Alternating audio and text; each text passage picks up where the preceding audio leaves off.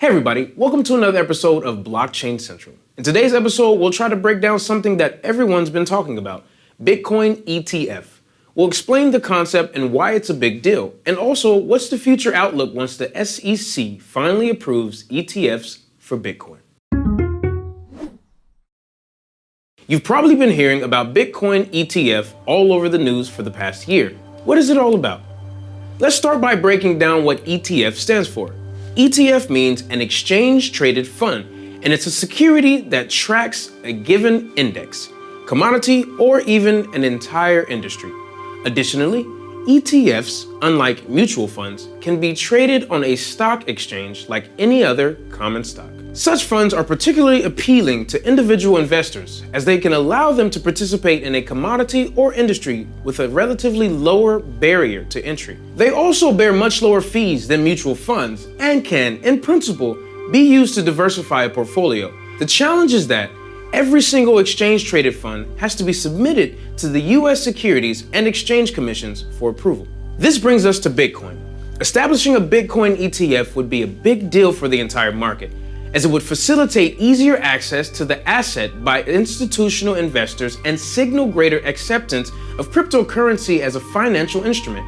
If approved, the ETF would mean that Bitcoin as a commodity can be traded on the stock exchange and various funds would be allowed to participate.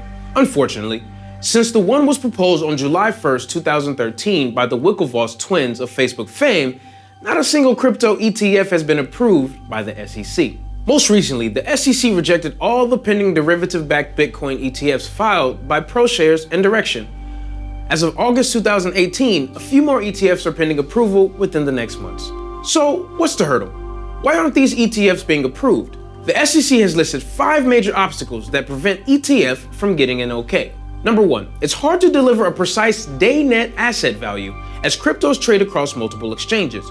Number 2, storing crypto is not clearly regulated. Number 3, daily redeemability is not guaranteed. 4, there are few investor protection mechanisms and risk of fraud. And 5, there is fragmentation and volatility in the cryptocurrency marketplace. Of course, with every rejection, the entire community learns more about the criteria used to evaluate the proposals, so each new project should be stronger and have a higher probability of being accepted.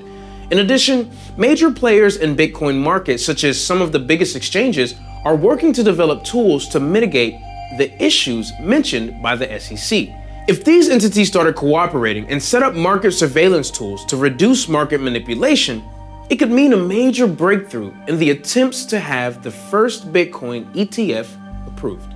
All in all, the community remains positive, with some analysts predicting Bitcoin exceeding 25,000 USD by the end of 2018 if Bitcoin ETF is approved. What are your thoughts?